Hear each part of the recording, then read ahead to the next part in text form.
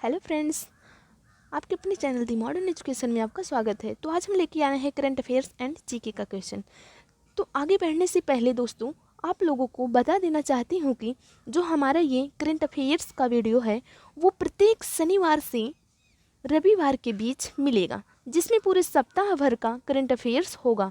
अगर आप लोग अभी तक इस चैनल को सब्सक्राइब नहीं किए हैं तो प्लीज़ लाइक एंड सब्सक्राइब करें। अगर आप किसी कम्पिटिटिव एग्ज़ाम की तैयारी कर रहे हैं तो प्लीज़ इस वीडियो को पूरा देखें। तो चलिए शुरू करते हैं। इसमें सबसे पहला क्वेश्चन है, 21 जनवरी 2022 को केंद्र सरकार ने कोयला क्षेत्र से संबंधित मुख्य प्रदर्शन संकेतक साझा करने के लिए कौन सा पोर्टल शुरू किया है? तो वो शुरू किया है कोयला दर्पण। आगे देखते हैं, अगर बात आए कोयले की तो ध्यान रखिएगा, कोयले के कुछ प्रकार हैं। तो उसमें सबसे पहला है एंथ्रासाइट, दूसरा है बिटुमिनस और तीसरा है लिग्नाइट और फोर्थ नंबर पर है पिट। तो जैसे ऊपर से नीचे आऊँगा, मतलब कि जैसे ऊपर से हम नीचे आएंगे तो कोयले की जो क्वालिटी है ना वो कमज़ोर होगी। क्या होगी? जैसे जैसे हम ऊपर से नीचे आएंगे तो कोयले की क्वालिटी क्या होगी? कमज़ोर होगी। सबसे खराब क्या है? सबसे खराब पिट। इसमें सबसे अधिक क्या होती है? धुआं होता है। क्या होता है? सबसे अधिक धुआं होता है, इसलिए पिट सबसे खराब माना जाता है। और बात करें सबसे सर्वश्रेष्ठ कौन है, तो सबसे सर्वश्रेष्ठ है एंथ्रासाइट, जो कि उसमें फ्रेंड्स 95% कार्बन की मात्रा पाया जाता है। आगे देखते हैं, भारत में सर्वाधिक मात्रा में कौन सा कोयला पाया जाता है? तो वो पाया जाता है विटुमिनस। कौन पाया जाता है? विटुमिनस पाया जाता है। आगे देखते हैं, अगला है, हाल ही में किसने 9वीं राष्ट्रीय महिला आइस हॉकी चैंपियनशिप जीती है? तो वो जीती है हिमाचल प्रदेश। कौन जीता है? हिमाचल प्रदेश। कौन से नंबर की है वो? तो बोला जाए कि 9वें नंबर की है। इसका विजेता कौन है? तो इसके विजेता है लद्दाख। और बात करें तो इसकी उपविजेता कौन है? तो उपविजेता है चंडीगढ़। आगे देखते हैं, जोग जलप्रपात किस नदी पर स्थित है? तो जोग जलप्रपात कर्नाटक की शरावती नदी के ऊपर स्थित है। आगे देखते हैं, नागरहोल राष्ट्रीय उद्यान का नया नाम क्या है? तो नागरहोल राष्ट्रीय उद्यान का नया नाम राजीव गांधी राष्ट्रीय उद्यान है। तो फ्रेंड्स आगे देखते हैं, अगला है कि तीसरा नंबर पे, हाल ही में किस केंद्र शासित प्रदेश जेरी गांव को केंद्र शासित प्रदेश का पहला दुग्ध गांव घोषित किया है? तो जेरी जो गांव है कहाँ स्थित है?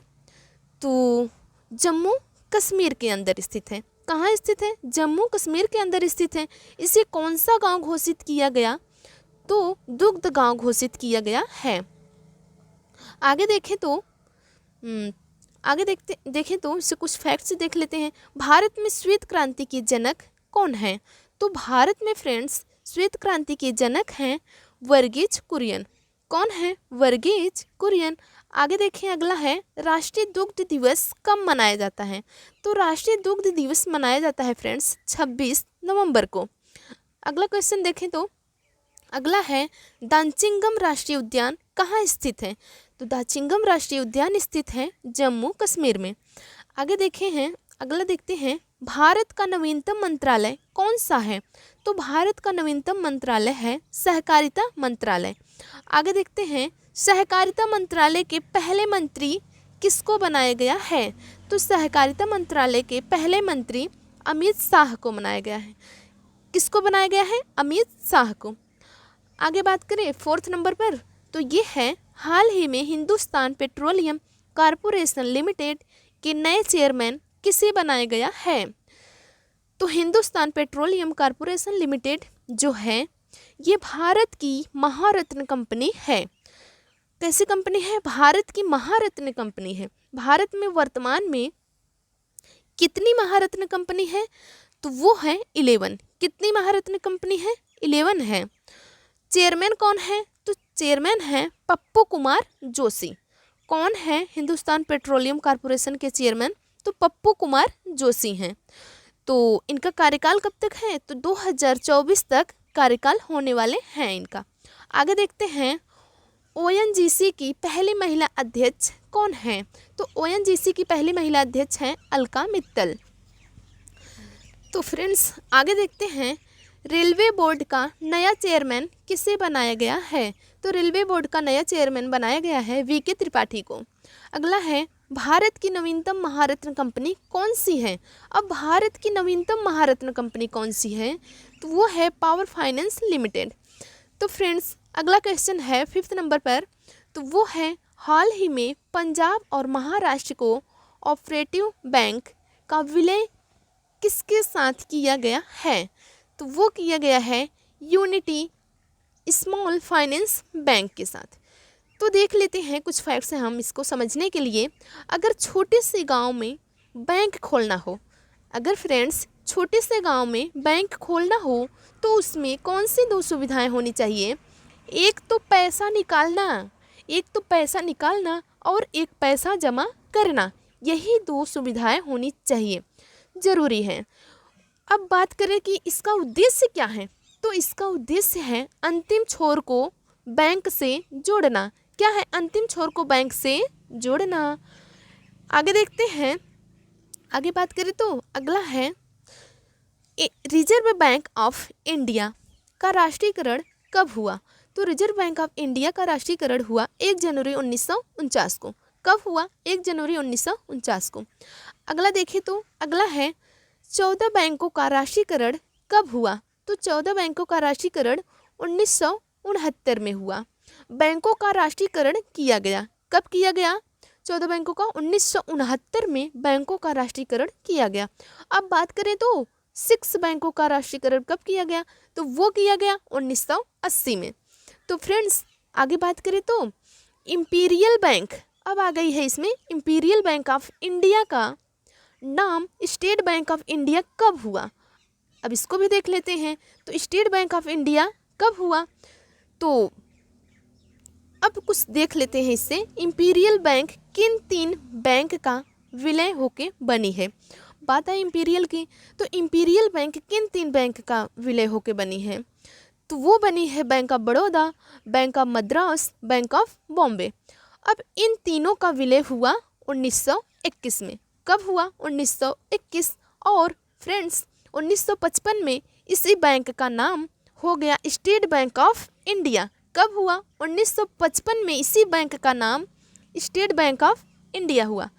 तो फ्रेंड्स आगे देखते हैं, अगला है 26 जनवरी 2022 को पद्मश्री अवार्ड से सम्मानित किस प्रसिद्ध कथकली नृत्यांगना का निधन हो गया है? तो वो हुआ है मिलीना शाल्वनी। कौन सी? अब बात करें तो कौन से डांस से हैं ये? तो ये हैं कथकली से। किससे हैं? कथकली से संबंधित हैं। इनका जन्म कहाँ हुआ? तो इनका जन्म हुआ इटली में। और बात करें तो नागरिकता किसकी प्राप्त है इनके पास? तो नागरिकता किसकी है? फ्रांस की है। किसकी है? फ्रांस की है। सन 2019 में पद्मश्री से सम्मानित किया गया है। तो फ्रेंड्स अगला क्वेश्चन इसमें है, हाल ही में वायुसेना की झांकी का हिस्सा बनने वाली दूसरी महिला लड़ाकू विमान पायलट कौन बनी है? तो वो बनी है शिवांगी सिंह। कौन बनी है? शिवांगी सिंह। अब बात करें तो अगर आपसे पूछा जाए 26 जनवरी 2022 कौन से नंबर का गणतंत्र दिवस मनाया गया? तो वो मनाया गया 73वां गणतंत्र दिवस मनाया गया। तो आगे देखते हैं, वायुसेना की जो झांकी है वो है शिवांगी सिंह। कौन है? शिवांगी सिंह। राफेल जो लड़ाकू विमान है इसको उड़ाने वाली दूसरी महिला पायलट कौन बन चुकी हैं? तो वो शिवांगी सिंह बन चुकी हैं। इनका जो जन्म है बिहार के अंदर हुआ था। आप पूछ सकते हैं कि पहली कौन थी? तो पहले थी भावना कांत। पहली कौन थी? तो पहली थी भावना कांत। तो फ्रेंड्स आगे देखते हैं, राफेल का निर्माण किस कंपनी द्वारा किया गया? अब पूछा जाता है कि राफेल का निर्माण किस कंपनी द्वारा किया गया? तो वो किया गया दसॉल्ट कंपनी। किसके द्वारा? दसॉल्ट कंपनी के द्वारा। जो कहाँ की कंपनी है?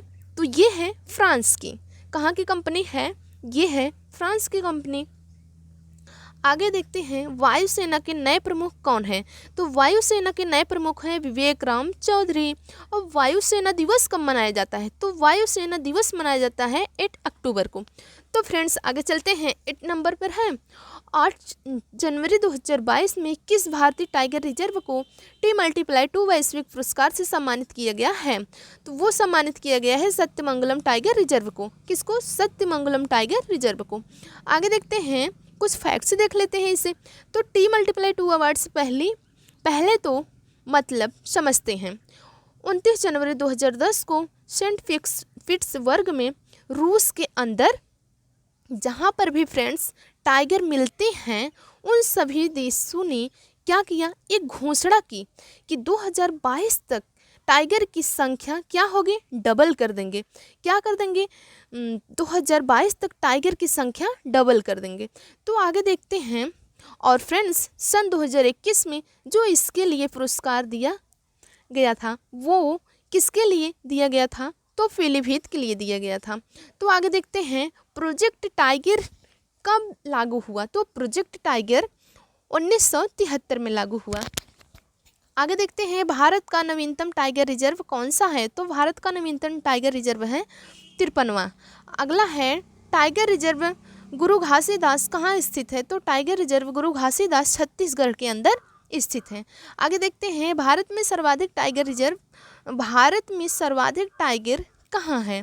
तो भारत में सर्वाधिक टाइगर मध्य प्रदेश को टाइगर स्टेट कहा जाता है। क्या कहा जाता है? मध्य प्रदेश को टाइगर स्टेट कहा जाता है।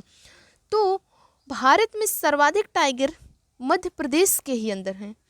तो फ्रेंड्स यहाँ तक तो आगे चलते हैं। अब अगला है ब्रांड फाइनेंस 2022 ग्लोबल 500 रिपोर्ट के अनुसार सबसे मूल्यवान ब्रांड कौन सा है? तो सबसे मूल्यवान ब्रांड है एप्पल। कौन है? एप्पल। ये फ्रेंड्स सबसे मूल्यवान कंपनी है 2022 के लिए एप्पल। अब बात करें तो एप्पल कहाँ की कंपनी है? तो एप्पल है अमेरिका की कंपनी। कहाँ की कंपनी है? अमेरिका की कंपनी है। अब बात करें तो एप्पल के सीईओ कौन है? तो एप्पल के सीईओ हैं टिम कुक। कौन है? टिम कुक हैं। अब ये तो फर्स्ट नंबर पे हुआ पहले पे। अब दूसरे पे बात करें तो दूसरे पे है अमेजोन। अब अमेजोन के सीईओ कौन है? तो अमेजोन के सीईओ हैं एंडी जेसी। अब तीसरे पे बात करें तो तीसरे पे है गूगल। गूगल के सीईओ कौन है? तो गूगल के सीईओ हैं सुंदर पिचाई। अब फोर्थ नंबर पे बात करें तो वो हैं, कौन है? माइक्रोसॉफ्ट कंपनी के सीईओ कौन है? तो वो है सत्य नडेला। तो फ्रेंड्स आगे चलते हैं, भारत के नए मुख्य आर्थिक सलाहकार कौन बने हैं? तो भारत के नए मुख्य आर्थिक सलाहकार बने हैं डॉक्टर वी अनंत नागेश्वरन। कौन बने हैं? डॉक्टर वी अनंत नागेश्वरन बने हैं। आगे देखते हैं, भारत सरकार ने डॉक्टर वी अनंत नागेश्वरन को नया मुख्य आर्थिक सलाहकार नियुक्त किया है। यह कृष्णमूर्ति सुब्रमण्यम का स्थान लेंगे। किसका लेंगे? कृष्णमूर्ति सुब्रमण्यम का स्थान लेंगे। तो फ्रेंड्स आगे चलते हैं। अगला क्वेश्चन है इसमें, कोरोना वायरस के नए वेरिएंट नियोकोव को किस देश के शोधकर्ताओं द्वारा खोजा गया है? तो वो खोजा गया है चीन के द्वारा खोजा गया है।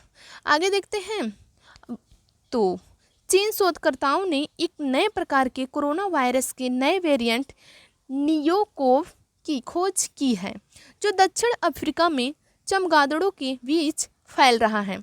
किसके बीच फैल रहा है? चमगादड़ों के बीच फैल रहा है। अपने अध्ययन में वैज्ञानिकों का कहना है कि यह वायरस भविष्य में इंसानों में खतरा पैदा कर सकता है। क्या कर सकता है? इंसानों में खतरा पैदा कर सकता है। तो आगे देखते हैं, कुछ फैक्ट्स देख लेते हैं। कोरोना वैक्सीन की दूसरी डोज लगाने वाला भारत का पहला राज्य कौन सा है? कौन बना है? तो ये बना है हिमाचल प्रदेश। कौन बना है? हिमाचल प्रदेश बना है। कहाँ की सरकार ने कोरोना टीकाकरण के लिए जहाँ वोट वहाँ वैक्सीनेशन अभियान को लॉन्च किया है? तो वो किया है दिल्ली। तो फ्रेंड्स आगे देखते हैं, किस राज्य की सरकार ने कोरोना में अनाथ हुए बच्चों के लिए आशीर्वाद योजना को शुरू किया है? तो वो शुरू किया है ओडिशा ने।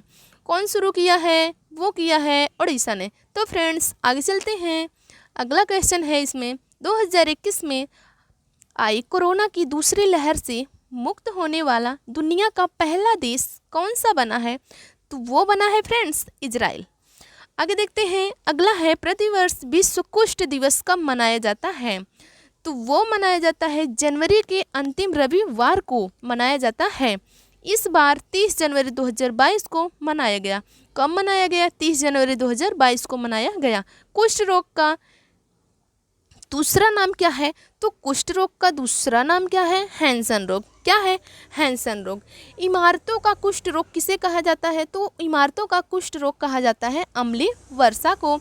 तो आगे देखते हैं फ्रेंड्स, इससे कुछ फैक्ट्स देख लेते हैं। अब अम्लीय वर्षा में कौन कौन से पाए जाते हैं? तो अम्लीय वर्षा में पाया जाता है सल्फ्यूरिक अम्ल प्लस नाइट्रिक अम्ल। इसमें होता है तो इमारतों को नुकसान पहुंचाता है। ये क्या करता है? इमारतों को नुकसान पहुंचाता है, इसलिए इसे इमारतों का कुष्ठ रोग कहते हैं। और इसका पीएच मान कितना होता है? तो पीएच मान होता है 5.4। तो फ्रेंड्स आगे चलते हैं, अगला क्वेश्चन देख लेते हैं। ये है जनवरी 2022 में भारत का सबसे बड़ा इलेक्ट्रिक वाहन चार्जिंग स्टेशन कहाँ खोला गया है? तो वो खोला गया है फ्रेंड्स गुरुग्राम हरियाणा में। भारत का सबसे बड़ा इलेक्ट्रिक अगर कितनी इसकी क्षमता होगी? तो इसकी क्षमता होगी 100 चार्जिंग पॉइंट की क्षमता होगी। तो फ्रेंड्स आगे देखते हैं, भारत की पहली इलेक्ट्रिक व्हीकल सिटी कौन सी है? तो वो है केवड़िया गुजरात।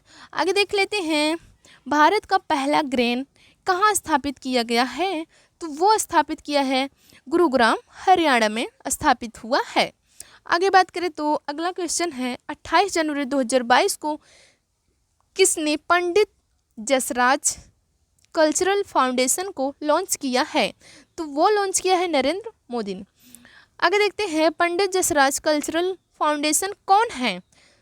तो इसका स्थापना इन्हीं के बेटे और बेटी ने किया। कौन किया इसका स्थापना? इन्हीं के बेटे और बेटे ने किया। अब बात करें तो इनका संबंध किससे है? तो इनका संबंध है मेवाती घराने से। किससे है? मेवाती घराने से है। तो फ्रेंड्स आगे देख लेते हैं, हाल ही में किस गायक को पद्मश्री पुरस्कार से सम्मानित किया गया है? तो वो सम्मानित किया है सोनू निगम को। किसको? सोनू निगम को। और ये कहाँ से हैं? तो ये है महाराष्ट्र से। तो फ्रेंड्स अगला क्वेश्चन और आखिरी क्वेश्चन तो देखते हैं, हाल ही में किस गायिका ने पद्मश्री पुरस्कार ग्रहण करने से मना कर दिया है? लो अब यहाँ देखिए कि क्या है, हाल ही में किस गायिका ने पद्मश्री पुरस्कार ग्रहण करने से मना कर दिया? तो वो हैं संध्या चटर्जी। और कहाँ से बिलोंग करती हैं? तो ये करती हैं पश्चिम बंगाल से। तो फ्रेंड्स आज के लिए इतना काफ़ी है। Thank you so much.